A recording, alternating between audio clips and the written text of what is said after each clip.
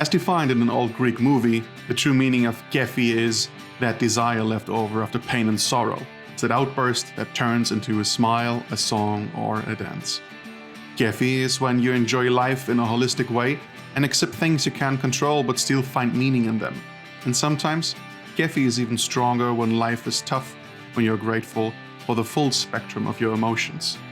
Life is full of such contrasting moments, and that's what we talk about in the Kéfi Podcast.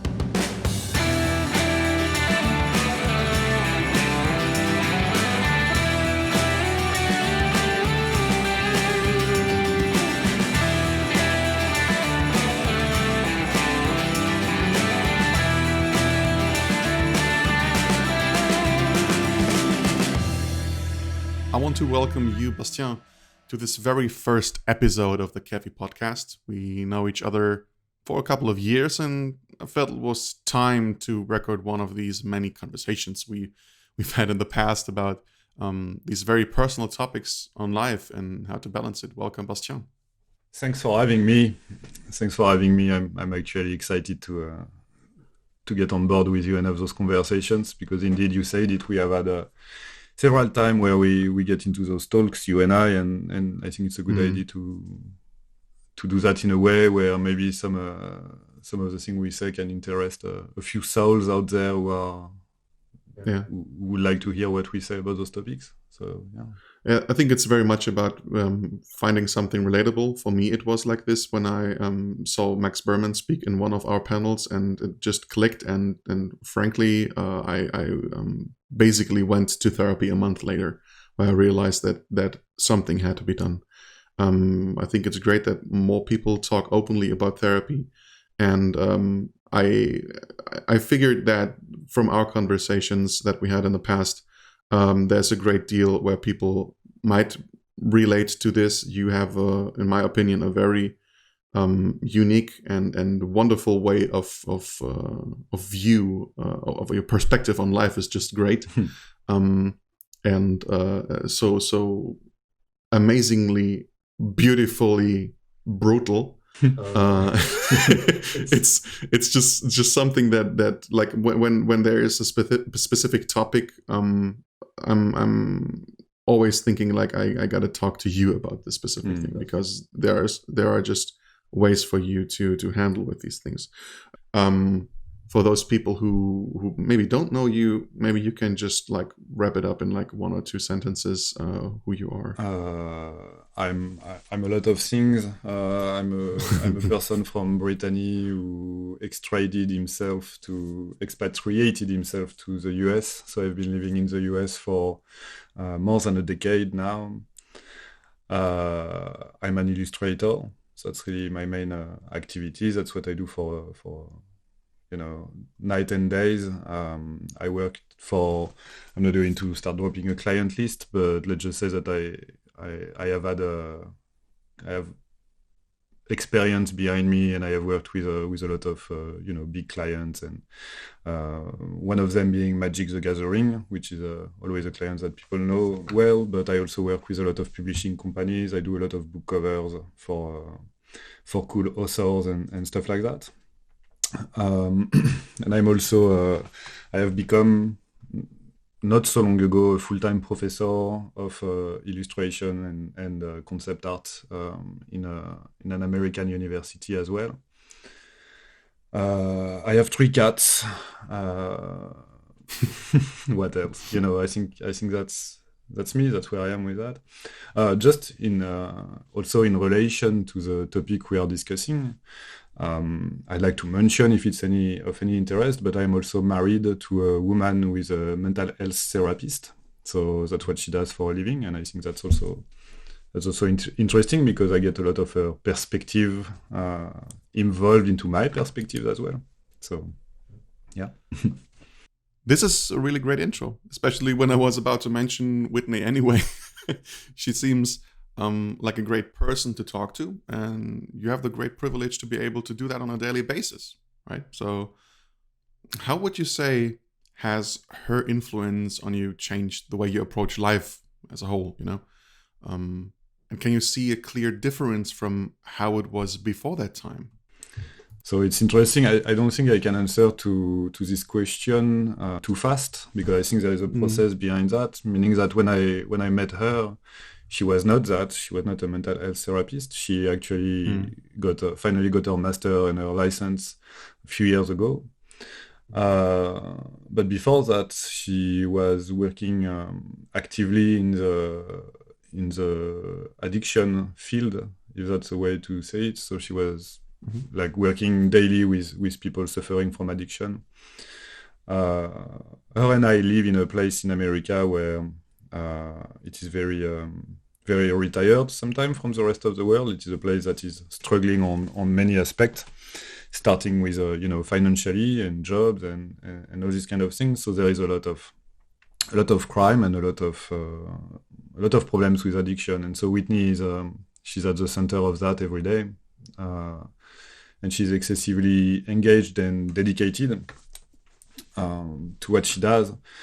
What's interesting is that, so as I say, when I met her, that's not what she was doing, but obviously the person I met was the person who was one day going to be that person as well.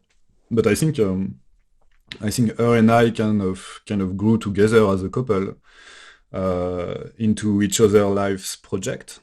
And so we do have, and I don't know if that really answers your question. Let's just say that maybe that illustrates my answer. No pun intended. But I do think that let's just say that we have a lot of conversation, Whitney and I, every day, with the privacy that must be respected. But a lot of conversation about her job and a lot of conversation about my job, both as an illustrator and as a professor as well. So I also take care of a lot of young artists who also deal a lot with mental health issues, or non-issues, some of them as well. But I have the feeling that my relationship with my mental health therapist wife has been a long conversation for a decade, where indeed, this idea of this quest for happiness, maybe, which is directly linked to mental health, is always the center of our conversations, whether it is our happiness as a couple, or as individuals, or happiness for the people we love around us and the people we care about. So you would say that her influence has also improved the way that you work with students? Yes. Do you take over that specific part sometimes and take care of their well-being, or give advice on how to work out things, specifically because Whitney had this influence on you? Or is it more about your own life experience? So I think I'm going to take a bit of credits away from my wife and take it for myself. I think I am, with or without my wife, I am a person who cares a lot. And even growing up, even with full disclosure, my mother is also someone who have been caring for people for a long time as her job, as she was a social worker, working with kids in distress, basically. So I was always gravitating around people who consider mental health essential, obviously not something to just deny and put in the back of their mind and not to care about. I was always told, hey, if you break your leg, you go to see the leg doctor, and if you break a feeling, or if you break your heart, you go and see someone who will take care of that as well. So there is that. And I'm trying to go back to your question, but my brain somehow is steering me away from it. But so there is one thing I have to say related to your question, is the fact that I am not licensed and officially competent to provide mental health therapy to my students. Okay, and that is something that is we are actually very careful with that at the university. Anytime I have students who come to me where there is obvious mental health issues that needs to be addressed, I will always refer the student to professionals and specialists. Okay, and that is But you something see that, it, like you recognize the issues. That's already a big part, wouldn't you say? yes, I have to recognize it. And the thing is, my students come to me for that because they know they will be heard, and that's a great start. But then Amazing. I really want to be excessively clear on the fact that I don't when it comes to mental health, there is something that people sometimes do, and that must be avoided by all means, is to consider ourselves specialists just because, oh, me too, I struggle with that, or oh, I know exactly what you feel. All this kind of stuff are things to be very careful about. So I'm open to conversations, and I'm open to be of any help I can be, but I also know when to refer people when they must be referred. I don't pretend I'm a surgeon when actually I'm not at all, and so it can be so much fun, though. Yeah, exactly. We can have a lot of fun with that, but at what price for other people? So, but I think it's important to drop that here in that conversation. So this is something that is very clear. Oh, to be clear, I just was joking about being pretending to be a surgeon. Oh yeah, no. I mean, I think hopefully people will quickly understand our sense of humor and the fact that we also know fucked up. we also know where to. It's important in life in general to know what your place is and where you can be and where you should not be. So I try to have my boots where they should be. But yeah, so basically, I'm one of the things that makes that it works very well. I've been in relationships with artists before, and I'm sorry I'm going on a tangent right there, but I've been in relation because you are asking about the influence of my wife, and so I'm going to take a side road already. I've been in relationship with artists, and no matter how beautiful some of those relationships I had in my life in the past may have been, a lot of the things that made things impossible were the fact that we were both artists in the making. We were both struggling with the same thing, and sometimes there was a lot of misplaced feelings, confusion, jealousy, a lot of things to deal with inside a relationship like that. And today, I'm in a relationship where I feel I find support from my wife when I need support. I find professional advice when I need professional advice because I need an opinion on things that I'm thinking about when it comes to friends or students or anything. Mm-hmm. And I think I am also, because I'm a person who I talk a lot, but I know how to listen. I am also providing mental health support for my dear mental health therapist spouse, who comes back at the end of the day after she have talked and listened so much to people who struggle truly. And I'm trying to be the right husband who can sit down with her and provide a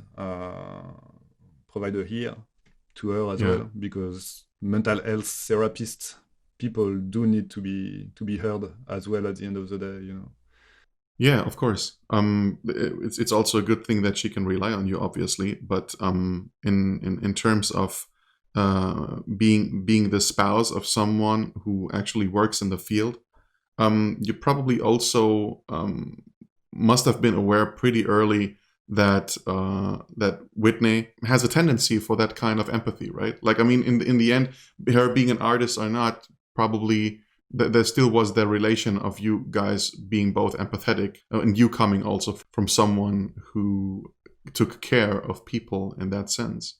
So since you touched on the topic of family, you lived and grew up in France. So I like to say that I'm from Brittany. I usually say I'm from Brittany before I say I'm from France, but okay, that's France. So basically, it's a spike of land that is facing England. So that's where I'm from. Yeah, I mean, probably everybody in Europe probably knows where the Bretagne is. It's at some point, specifically from Germany now, someone probably went there, maybe with a caravan and stayed overnight there and something like that. But in that case, what kind of social life did you have as a child? There is just one last thing that I wanted to say to go back to the last question, and I'm sorry because that one is. I was also sorry for the rewind, but there is I'm also thinking that my relationship with Whitney works because I'm a very intense person as far as feelings and expression of stuff. I mean, I just don't stop. I'm as cold as I am intense, and I think I can only have a successful relationship with someone who is. I don't want to say I'm a toxic person with someone who is able to deal with me, but as an artist, I have that personality that sometimes can be scattered and going in every direction. And many times in that chaos of mine, I see my wife peacefully looking at me with a smile on her face, and I know she gets me. And I think there is a beauty in that relationship that I have with her. So but that's actually good that you bring that up. How was that before in your family, where you always understood? I mean, no, it's this thing about being basically born as an artist and being like how was that for you and your family? So I say that my mother is a helper, but that's what she was doing. She was a social worker, but as far as I'm concerned, I have had a very chaotic and violent upbringing. So I grew up in Brittany in some kind of bastard situation because my parents were not originally from Brittany. My mother comes from a very how do you say that in English? Very bourgeois, very higher up class with money and culture and everything. But as far as I'm concerned, my mother married a man that did not have much, and he had a lot of dreams. But financially, basically, I grew up in that kind of contrast between a very educated and expecting family but nothing, like straight up poverty. When I was a kid, I was always asking my dad to pick me up at school later, so the other kids will not see how rusted the car was when he was picking me up at school. So I had that poor kid who somehow, because I was coming from a more rich, there was that contrast in me between being a bit of the snob kid with a family from Paris, and my reality was just completely not that. So I was struggling to accept who I was, being like that kid with nothing. Today I completely own up to that. But when I was a teenager, that was difficult. I did not want to see my girlfriends seeing that, and I was trying to hide a lot of my reality to others. And as far as to go back to the mental health topic. My parents were excessively toxic in their own relationship, and me and my brother and my little sister have been victim of their toxic relationships with one another. So yeah, I was my mother was taking care of people at work, but as far as I don't think she could keep up with the way the household was. And I don't want to be too mean with my parents, because they had their struggle and they tried really hard and they loved us very much. Yeah, of but course. I never had the feeling that my parents did not love us, but it was a fucking mess. Yeah. My father brought up at some point that his own father was a great man, but a terrible father. Hearing this from you right now, is this something where you would say this applies to your upbringing too? Well, I hope my dad never get to listen what I'm telling you right there, but I will say that my dad was a good father, but a terrible man. Okay. I think my dad tried really hard with us as kids, but as far as I think we were victim of his struggle as a man. I really don't mean to come here and insult my dad on a recorded podcast. What I'm really saying is that I think he has been dealing with his own history, with his own dad, his own struggles, and we are talking about mental health to a high level right there, because my dad always refused to get help. He always kind of despised this kind of stuff until he finally did, and then when he did, suddenly everybody needed therapy around him. But he's a bit ridiculous with that. He's a man who contains so much, and so he finally never put he never put his shit on the table, never had the courage to address it. And that's why I'm saying he was a good dad with a lot of good intentions, but as a man he was really struggling. He still struggles today, I think.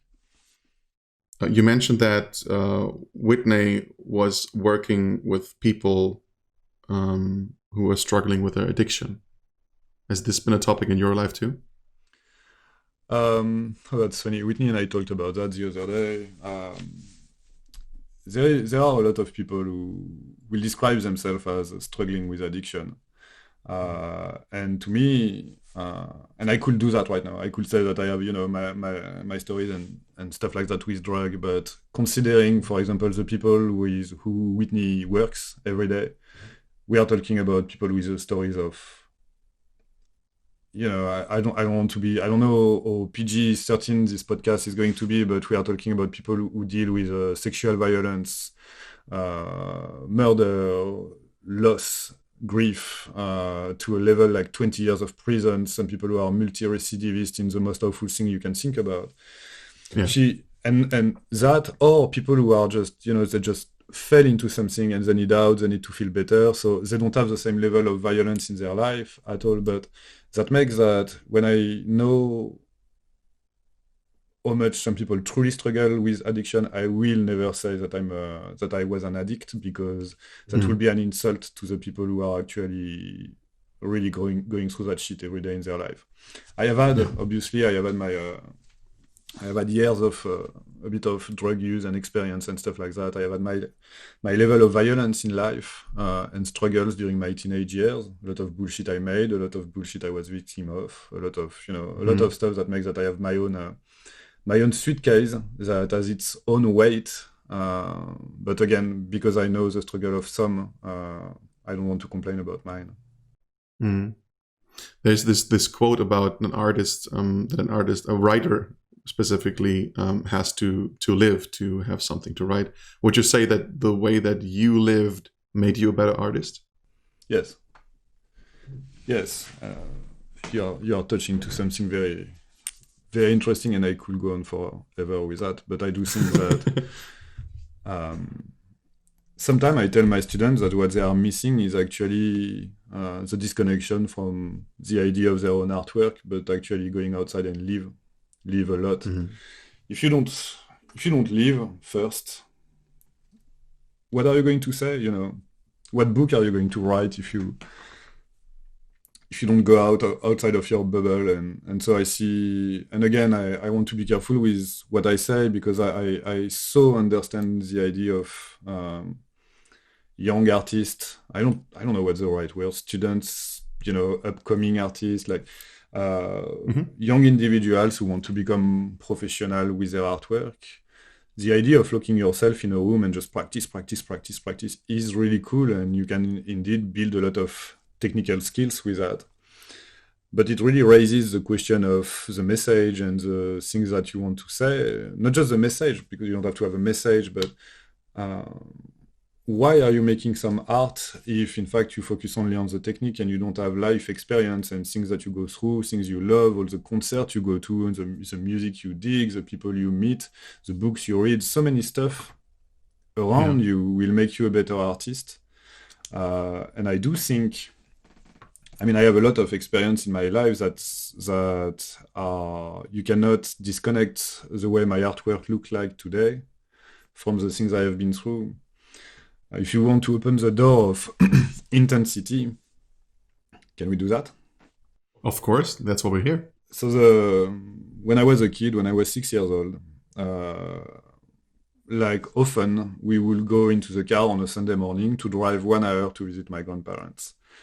This was what we will call a routine trip that we have done before, and that we were going to do and do again, like going to work almost every day. And that day, my parents were in the car in a terrible argument once again.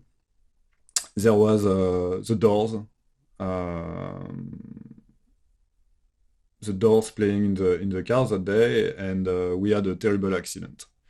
While my parents were arguing, there was people driving on the wrong side of the road, and we hit them so hard.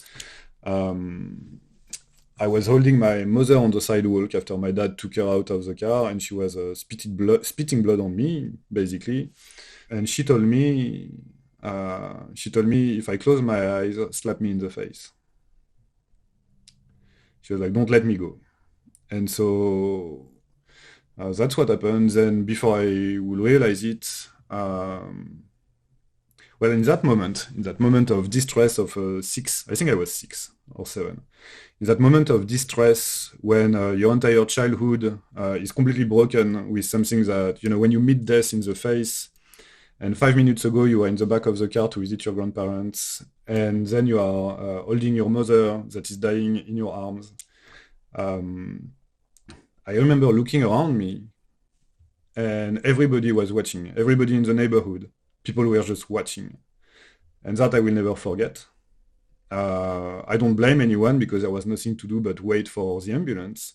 But this moment where everyone was watching, and I don't know, I keep repeating everyone was watching, and that did set up, because it was important to you. Yeah, of yeah, course. and that did set something in my relationship with humanity that day. But that's another topic. And then we get into that ambulance. We arrive at the hospital, and my parents are taken away, and I'm holding the hand of my little brother, who was in the car as well. And I remember we were lost in the hallway of the hospital with nobody taking care of us. And at some point, I stopped a man, a doctor, with a white outfit, and I asked that person, I'm like, is my mother going to die? And he looked at me in the eyes and said, I don't know. And then he moved away. And so I was left alone in that hallway in the hospital, 6 or 7 years old, holding my brother's hand, who did not know what was happening. He was 5 at the time. And I was left with that, I don't know. And then from that, there was an entire month where we moved to my grandparents, who were not taking care of us very well because they were that's not the way they were. That did not. They tried to care about us. They really meant it, but it was not working. We were terrified. And after that, when things went back to normal, my parents had to stop me from drawing on the walls all the time. And so from the age of 7 to the age of 10, my parents had to accept that their son was drawing dead people on the walls of the house. You know what I mean? So that's pretty sick. But I was doing that, and I would not stop. And I remember my mother getting into a therapy session with me and about me. And we discussed that a bit later, but her therapist told her to absolutely let me do that. And that's why like 3 years I have done that. And it's weird to think about it, but in fact, my parents were told that it was important to let me do that because I was getting it out. I was like, the psychologist you're processing it. Told them, like, if you stop him from doing that, he has something that he has to externalize, and if you stop him from doing that, it will come out in other ways, and he is able to express himself. So I was always somehow, my artwork was always it was my language. It was part of your mental health in a most literal way. So this was your way to process these things. I mean, people who have checked out your artwork can also see that you have a beautiful relationship to the macabre, and it's there all the time, like right in your face. In fact, so sometimes people will ask me questions about that. And my answer is always that I cannot help it. So when I work on a piece, I just cannot help it. It's there, So as soon as I just work freely, it's different if it's a book cover, it's a magic card, it's a job. It's different. But magic called me for that, by the way. Yeah. But anytime I work freely, it's always with death. It's always here. And it's not something I'm trying to push. It's not something I'm trying to refrain. It's none of that. It's just here. And sometimes I really describe my artwork as what comes from my relationship with death. And my relationship with death is not me trying to sound goth or to sound like sinister or dark or edgy or whatever you want to call it. Is that I met death so early in my life that I learned from it the greatest lesson you can learn from it, which is This is going to be short. Anything can happen any day. You can expect a phone call announcing to you something terrible. You know, we are talking right now, and who knows what will happen in our life tomorrow. And so I was made aware of that so soon that it never left me. And it is here in my artwork. It's my love for life that is expressed through my conversation with death. My artwork is a place for that. So your relationship with life, I know that it's a big topic in your relationship with Whitney to grow to a family. I specifically asked you before this conversation if we have any boundaries with that, and I just think it's great that it's awesome that you want to be totally candid about everything. So you are trying to have a child, and this has been a hell of a ride so far. Yes. Maybe you can elaborate a little for people who are listening.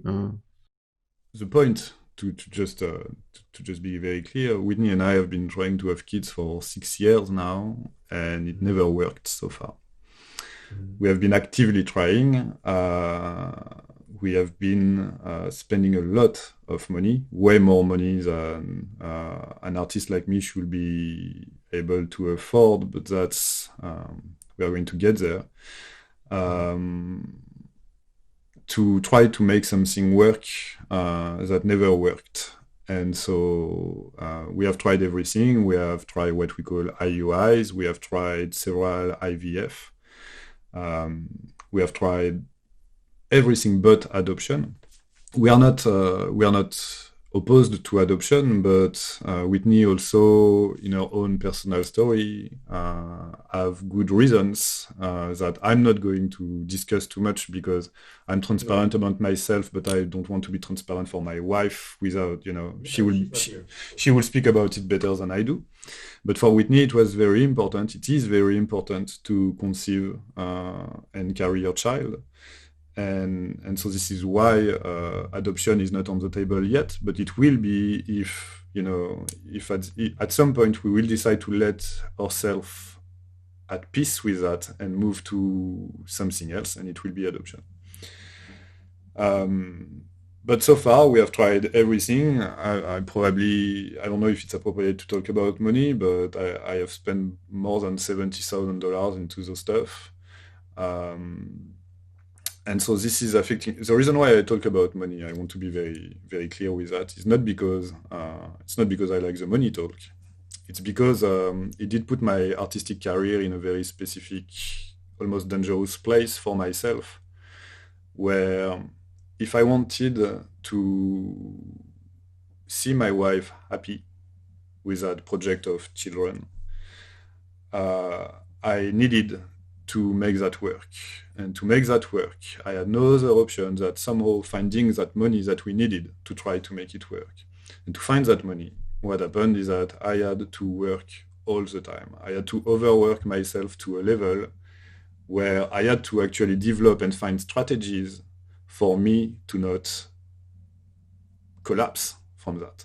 And this is when this entire trying to have a child story did trap me into working night and days for 5 or 6 years.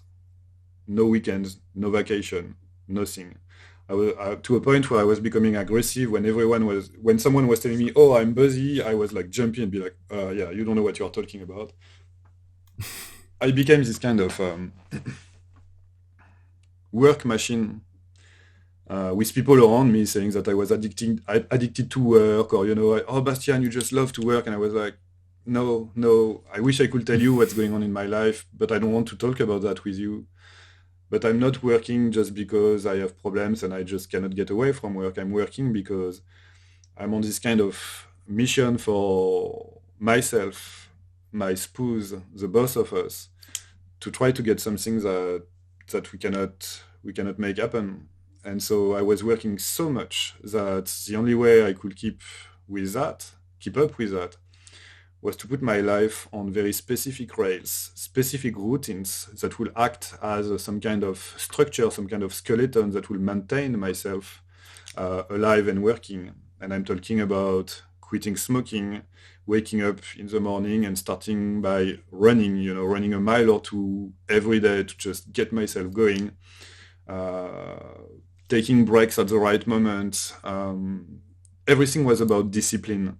Everything was about making sure that as I worked so hard for so many years, I take care of myself as much as I can into that process as well. Today, I still did not slow down. I'm starting to, because I finally got some really awesome contracts that are dropping some really cool money on me that made that I've been able to really spend as much as those things cost. And so I have a few procedures ahead of us that are financed already. And so I can finally breathe a little bit right now as we talk. But it has been a very long run, and the run is not over because I don't know if those procedures to come will work. Yeah. So that's because it's an interesting contrast to talk with an artist to whom this is so important to express himself since he was a little child with a traumatic experience, and then being channeled into from this horrible close to death experience to be basically forced to spend his life to create life from that work. It must be an absolute horror of a pressure, and especially because personally I know how it is to be a workaholic, but that's a different topic. But as someone who actually doesn't want to, but sees this as the only way to achieve this goal, and not only in a very romantic fashion, actually to your wife, but also to yourself. This is something that seems like a story for a book itself. I mean, there's a certain irony, a very painful one, if you would agree. But I would very much like to know how that taught you to deal with this aspect of balancing that, because since you were forced and didn't just neglect everything and went to work, which is something that a lot of workaholics do, again, you just focus on work, you feel bad if you don't work, you stick with this, you just keep going and going and going, and you forget basically everything else because this is the only thing that matters. You did this because everything else mattered. How did you manage that?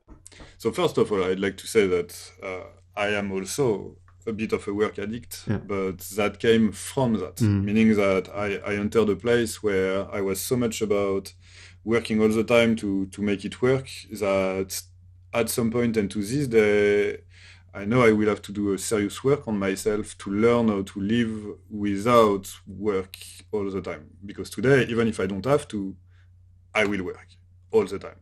The weekends, every time. So I am now a work alcoholic. But as anyone suffering from alcoholism, it's something that starts with a little bit of it, and you develop that. And I think I developed that because of the situation I was in my life.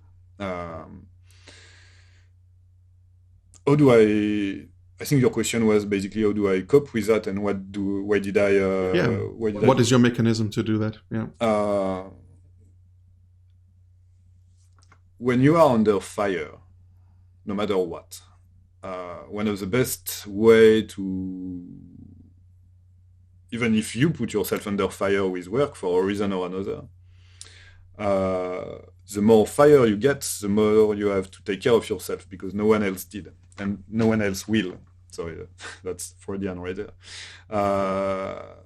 No one else will. And so I go through life this way, like the same way that doctors this early morning told me, I don't know, when I asked him, and I realized I was on my own. I live this way. I live on my own. That's something that, and so nobody will take care of me if I don't. So I stopped smoking. I stopped any kind of abuse of any kind of substance. Alcohol, I will get a glass of scotch once every week or 2 weeks, but that's really just, anytime I have a little victory, because that's important to celebrate your little victories. Yes. We could talk about that too, but that's, so I know, Twin Peaks. Every day, make yourself a little gift, it can be a nice cup of coffee, it can be whatever, but every day make sure you take care of yourself just a little bit with a little gift. That's so important. I know it's just a stupid concept in a beautiful show, but it's not a stupid concept at all, actually. No, it's brilliant. It's really it's David Lynch speaking to people through his characters right there.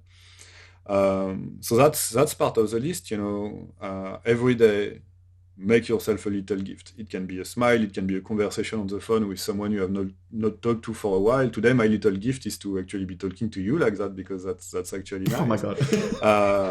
Thank you. It can be that piece of chocolate that you have been looking at the store. You wanted to try it, but you just whatever. It can be anything. Having a conversation with your cat. I have a lot of conversation with my cats. But so the physical, the mental. I'm not a spiritual person. I have no belief whatsoever. Not a religious person. I'm to a point where I actually don't. I can pretend to understand religion, but I'm not. I don't believe. In fact, I never even use the word believe. I never say, "Oh, I believe this." I will say, "Oh, I think that," or "I think this." So that's why I don't always I don't ever, in fact, mention the idea of spirituality, because that's not where I say that without judgment, obviously. But for myself, this is not where I dig. I run a mile or two every day. I try to wake up early as much as I can, because no matter how hard I work at night, I like to stay connected with the world. With COVID-19, I have been actually waking up earlier than I used to when the world was back to its more normal, quote, normal, but because calling it a normal world is a bit of a funny thing to say. But especially with the virus situation, I have been almost like intensifying all those things that I was doing that just maintain good well-being. I never stay in my PJ all day long. And again, I do not say anything with any judgment, to each their own. No, it's not your thing. Yeah, and it's very important to understand that anything I say right now is what I do, but absolutely not a judgment to anyone, because I think mental health is also learning how not to care that much about what people think about what you are doing, getting that distance. So I'm talking about what works for me. And what works for me is to, try to get enough sleep, try to wake up early and fresh and start the day with things to do. Running, taking a shower, basic stuff like that. And that sounds like this everyday stuff that everyone does, but it's not. It's not that easy to put yourself on this type of routine. I eat well. It's so important. And even if those things sound so basic, always being in that effort toward yourself. That is the attitude that matters. It does not really matter what you do, but putting yourself into a situation where your actions are caring actions. So when I run, when I eat well, when I try to sleep well, this is me caring about myself. And that is the core of it. So no matter what are your ways to care for yourself and the people around you, no matter what your ways are, those are the things that you should really insist on and take care of as much as you can in life, I think. Yeah, that's very much reminds me on this about the guy from the military that said basically that you have to create this kind of discipline, like making your bed every morning. Mm-hmm. And I mean, you can, if you can do that, you can extend it to everything else, and also extend it to work. And maybe like us too, force yourself, find the discipline not to work, but to not work.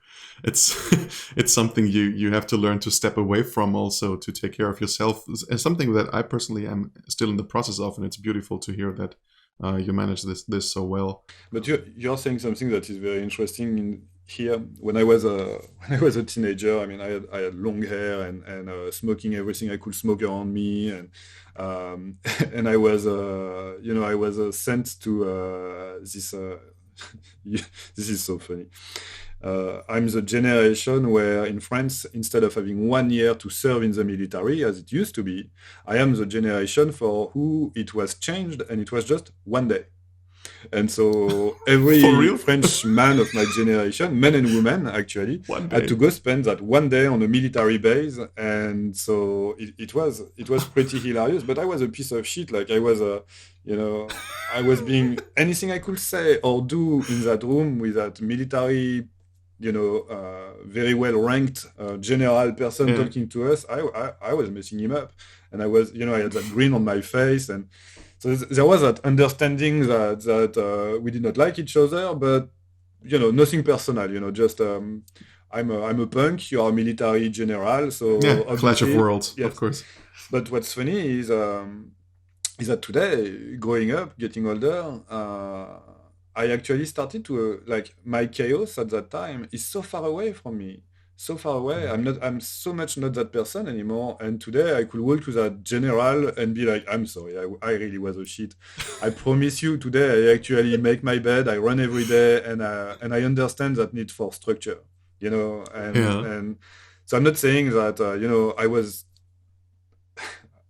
there is no lesson to take from that. Only just personal experience where it's funny for me to see that indeed that discipline that this military man was talking about with so much love is something I got to understand not because someone told me so, but because it became a necessity in my life, and that is I interesting. think I think there's no, it's not like there is no lesson in this. Like, for example, it tells me that you had the introspect to first of all remember that this happened in the first place, because there probably are a lot of people who would have just forgotten that. But apparently this had such an impact that you still remember that aspect, even if it was maybe just an aspect of dominance over this person. Just be Oh, completely. yeah, like fuck off or something. But it also means that right now you have put yourself in a different perspective and realize that this kind of rebellion is not probably not the thing that you were looking for, because you still get to do whatever you do, but you do it in your own terms. I had to, I mean, and again, we are going. I don't know if those are directions you want to explore, but in this conversation, I mean, but I do remember, even as a student, I was still that piece of shit. And again, all due respect to all the current pieces of shit like me, all those chaos people and all those art students and all those people who are evolving without boundaries and structure and everything. I mean, I really was like that, and those are some of my best years. So many great Yeah, memories and you come had to from be. that. But that chaos that I was able to be at that time is something that had to change becoming a professional. I could not evolve in life at the professional level where I evolve in today with the amount of chaos that I not only was myself but was generating around me. I had to make a choice. That reminds me of that day where my tennis professor, my tennis coach, we were part of a team. I was a good tennis player, and we were, doing tournaments and stuff. And one day I was losing that game, and my coach looks at me, he's like, "Listen, Bastian, I love you. We've been working together for so many years, but you will have to make a choice between cigarette and tennis." And I looked at him, I left the course, I lit a cigarette, and I never touched a racket again, ever. That was me right there. That was my chaos, and today I'm like, what a fucking idiot. And I sometimes I play tennis again, but my knees are not as good anymore. So yeah. I'm having these pictures in my head of you like with long hair and just being like, fuck off, like. Oh, that was it. That really was it. It's like, oh yeah, watch me. Just doing it in spite. A bullshit to make, hold my beer. Yeah. You brought up the pandemic that we're stuck in right here. I mean, we know that such recordings are made for eternity, but obviously it's probably something that a lot of people will listen to during this time, and people who are in the same situation.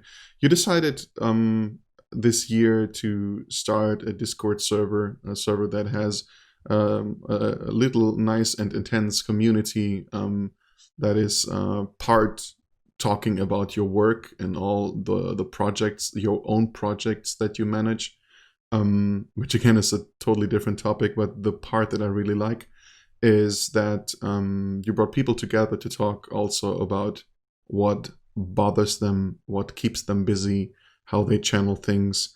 And I really can just invite everybody to take a good look. How can they find your Discord server? I actually don't know. We will have to. Here we go. Well, I'm not actively trying to grow. I'm not actively trying to grow a community. So I don't have a strategy to expand or to communicate or anything like that. I'm in a moment in my life where professionally I have everything I need. So I'm not, I can let go a little bit of that effort of growth all the time. I'm sure we'll find a way to put a link somewhere to that server. Yes, of course. No. Yeah. But so that Discord server is one of the bullets I used to fire back at the virus.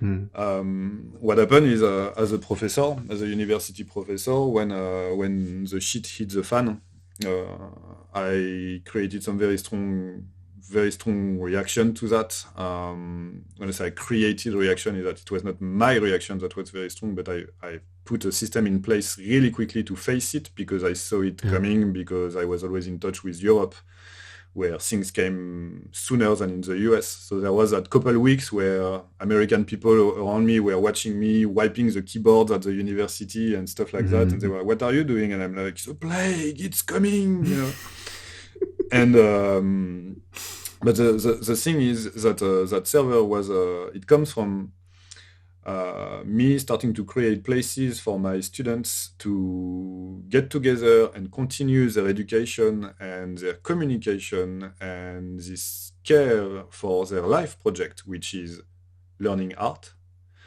I wanted to create places where all that was possible. And when I was, so I'm creating the Discord server for just students, but why not inviting on that Discord server also my artist friends who can share with my students?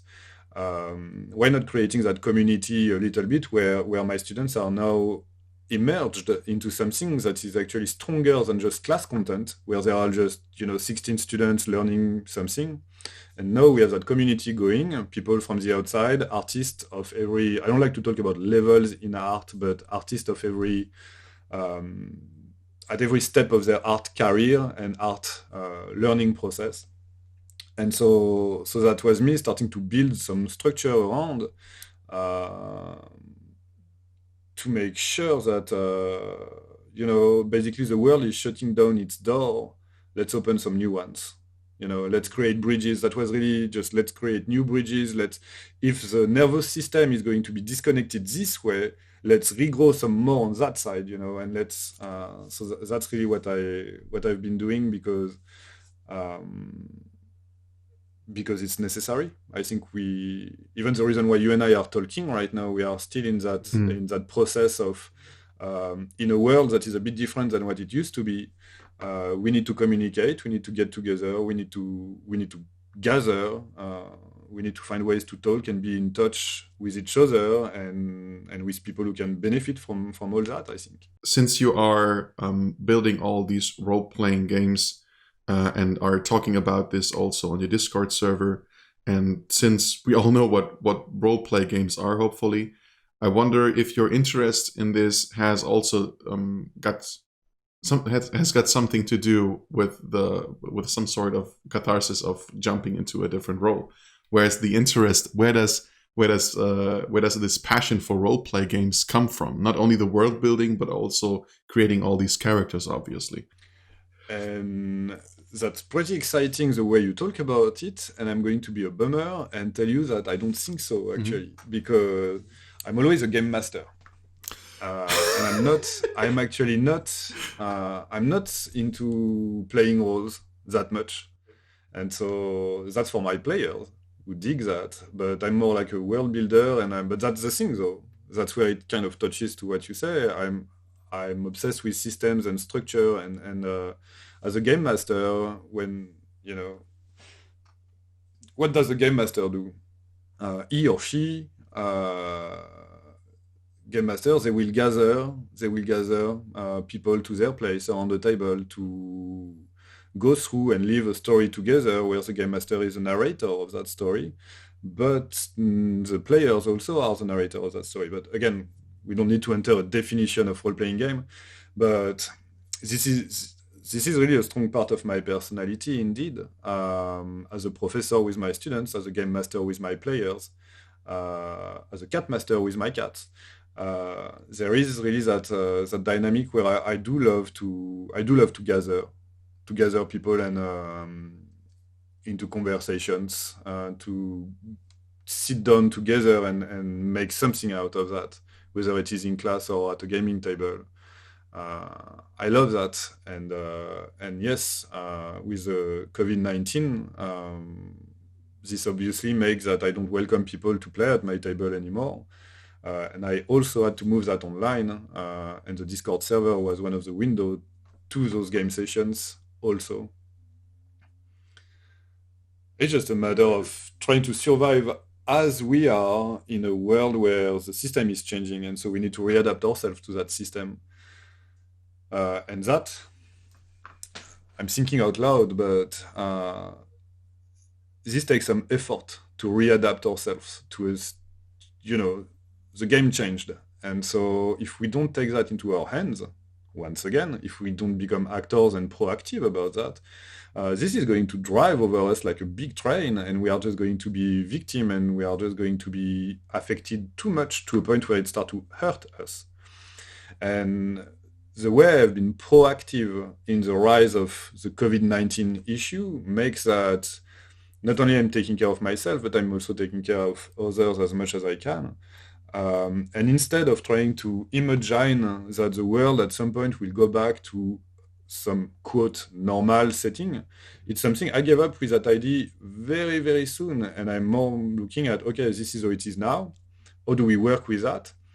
And when the situation gets better, how do we benefit from that? And what can I use? What did I learn into that new online world and online experience, whether it's my classes or anything else?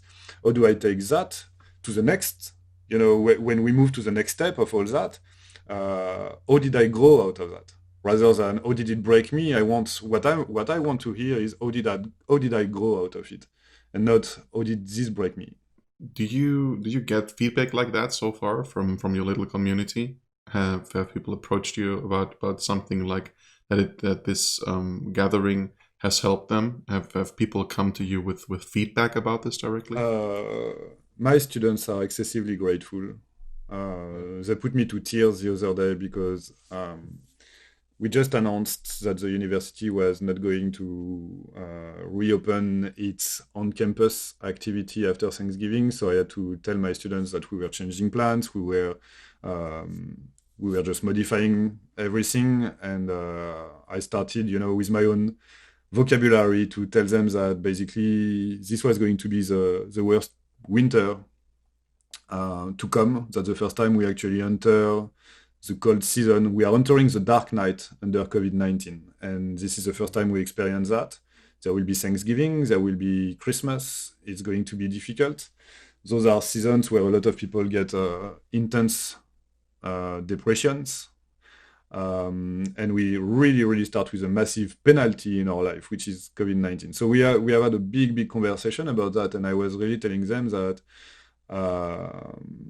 basically, I had a long talk with them about how they should address that and how I was going to maintain that link with them and try to even, just stay connected using all the online resources we have to keep going through that.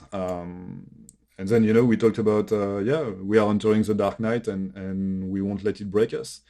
And we had a lot of, again, this is a long topic. This was a long conversation I had with them. But one of them started to talk, saying, "Hey, Bastian, like you have been so. I don't want to, be here talking with you and throwing myself flower on that. But let's just say No, that my no. students were openly very, very grateful and appreciative, and that did bring tears in my eyes that I was not expecting." Because that was the first time I was facing some kind of recognition for all these efforts that I'm doing. Hmm. Um, and hearing them telling me that it mattered, um, it counts. It did count a lot, and that motivates me to, to keep pushing. So do you have any plans to push this further? I mean, you already told us, you already told me that you don't want to grow this. But is there anything else where you think, and especially, I mean, talking on the topic of growth and speaking about the aspect of making it maybe work better with small little communities instead of like a big chunk of like this homunculus of people Yes. where and everybody's just absolutely um, anonymous because of the sheer mass. Is there anything where you say like is there any advice that you can give people um, about gathering the peers to something like this, like how to approach this? I think you nailed something very interesting when you say, small structure where it's just like not like a gigantic structure. Uh, One of the things I love at the university where I teach is that it's a small university and I know the face, the name, and the artwork of every one of my students. Um, Online communities are the same. When I say I'm not interested into growing that server too much, it's a place where everyone is welcome. New people who want to join are very welcome, but I love the fact that it's a place where when someone talks, I remember what they were talking about the day before and the day before as well. So there is a relationship that is developed. It's not just a big structure where everyone posts their shit and that's it. It's a place where I know these people and I did not know them before the pandemic. And now I know them. It created some links. I know it's a good place for people. Sometimes people will go and post like best art server ever, and I know it's not true, but I love the fact. I love the fact that they are just enthusiastic about it, because it means they feel good, and that's really what matters to me right now. So I like the idea that I think we all have. I think we should not confuse the thing we can do as human beings with our artistic ambitions, for example, or way to, try to touch the moon with our big Yeah, projects. I really don't yeah, care yeah, about that. I care about, it's like local politics. Like we can obviously vote for the big picture, but it's also yeah. so important to take care of your neighbors, take care about the community around you. And Yes. I'm also trying to do that as a person. I take care of the people I can reach. I will take care of them, and I'm not trying to exhaust myself with something more like too ambitious, basically. So I take care of my students, and I welcome the people who want to join. And we have started to develop something really cool. One of the classes I teach is live drawing, because not all my artwork is digital. I come from traditional, and I teach a lot of live drawing, figure drawing, and so now we do that online with models online. And I was like, hey, let's open that into some kind of workshop. And now I have people who come. It's like a side of the class, but I have artists who come and draw with us. And I end up in a Zoom room with some of my students who come to draw and other artists from Magic the Gathering who come to draw. And we are all in like crazy conversations, talking about my opossum, or talking about someone's cat, or talking about deeper conversation about art process and all this kind of stuff. With my students who is here because they show some interest in drawing, but they don't even know if they want to do that professionally. My other friend who is an active artist for Magic the Gathering, and everyone is just chit-chatting and talking, and it's just beautiful to see that that bridge is here, that connection is made, and we are all here having a good time, away from professional pretensions, or away from anything than just getting together, practicing as artists, and enjoying ourselves. And to me, that's growth out of a situation right there. Do you usually, when this situation is not as dire as it is right now, take part in meetings like this in person? Do you go to events and stuff like that? Artistic events in general, or or conventions, anything? Yes, I do sometimes, but I do that as a tourist. I hate again, I'm sorry with my strong, intense words. It's always, I love, or I never say I like or I dislike. I'm always, I love this or I hate this, or, But so I prefer to usually be free when I go on conventions. So I will show up to a place with my hands in my pockets and be, hey, what's up? I don't like to take a booth because I will have to be anchored to this all day long. So I'm more like, I'm a very recluse wolf living in his cave in the back of the forest. And sometimes I love to go out and meet with people and enjoy a bit of conversation and doing that. So sometimes I will show up to events just to talk, just to chit chat. I will take the plane to go and chit chat with people. Yes. Yeah. Which is beautiful. I mean, it just shows that the connection is not only happening online. Of course, there's the aspect of it being convenient because you don't have to travel, because it's always nice to arrive. But personally, I hate traveling, but I always love arriving somewhere. Yes, same thing. But thing with you. Yeah, right. So when you have that aspect, and when you have a Discord server, I mean, it's the next best thing probably. Mm-hmm. But I'm keeping wondering, and this is actually not a question. It's just like something I want to bring in here. I keep wondering, without an answer being there, how long this can go on, because we have situations in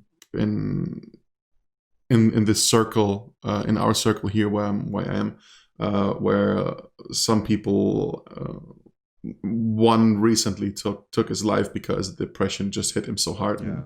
So it's something where you realize, like, I think the amount of depressed people has tripled right now.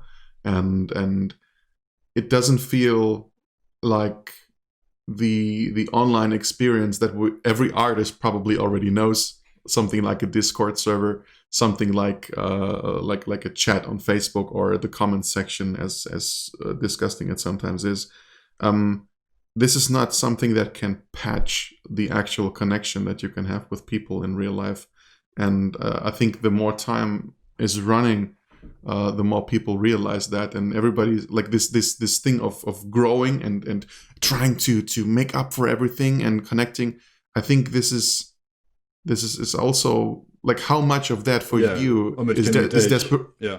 How much of that is desperation for you? Yes, and that's I guess I mean, that sounds dumb, but I do feel good. I personally feel all right. So as long as I feel all right, and we started that entire conversation talking about my relationship, and Whitney and I are great support for each other. There are days where she's really down with that situation, and I'm here for her. And there are days where I start to show some, I'm down myself, and she will be here. And we all need to be this person for one another. It does not matter if we are in relationships or not. Yeah. One thing that keep echoing in my mind when you were saying just what you were saying right now. Yesterday, in that meeting with my students, I said something that hit them way harder than I thought it would. I mean, I did not think about it, but I told them at some point, I paused and I was like, here is one thing that you must do.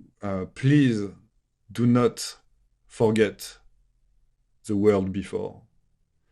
And when I dropped that, I realized that when I was like, you must not forget the world before. Like, you must not forget that the reality does not have to be that. This is not the normal. This is not. And when I told them, remember the world before, it was as if I was dropping some kind of Mad Max stuff on their face, and I could tell. It was like, oh, you remember when we did not have to kill for water, and. This kind of dog food that I found is really great. I love the taste. But that was, I was trying to give them that, pep talk to make sure that we keep going and we have that energy. And in fact, I say that sentence and I saw their faces being like, whoa, shit, like Because of the memory. because we are reaching a point where we have to do an effort of remembering how it True. was, you know, and that is kind of scary. That is kind of, and so what you said kind of triggered that to me right now, that situation of telling that to the students. It's this idea that here we are, you know, when is the last time you hugged someone? You know. Well, someone outside of my family in this case. But obviously, yes.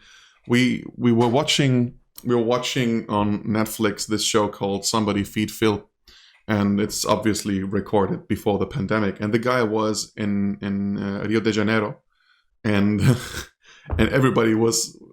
It was carnival time. Everybody was just dancing, and like was super crowded, and everybody, and suddenly, like we felt. My wife and I felt super uncomfortable, yes, I know, and exactly we didn't realize why first. And then she was like, "Are you also feeling this?" And I'm like, yeah, it is watching them hugging and all that. Yeah, it is exactly that.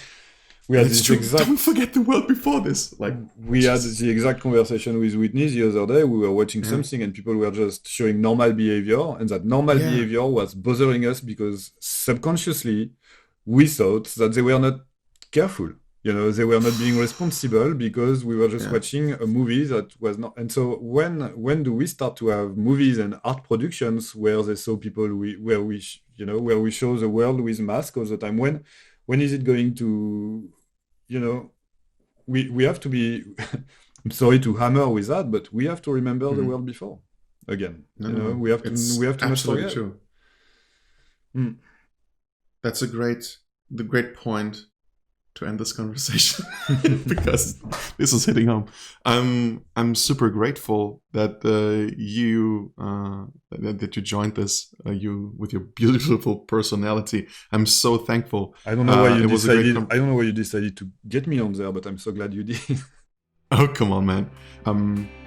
I'm really just glad that you joined this, and I hope we can do this again. I hope everybody enjoyed this conversation.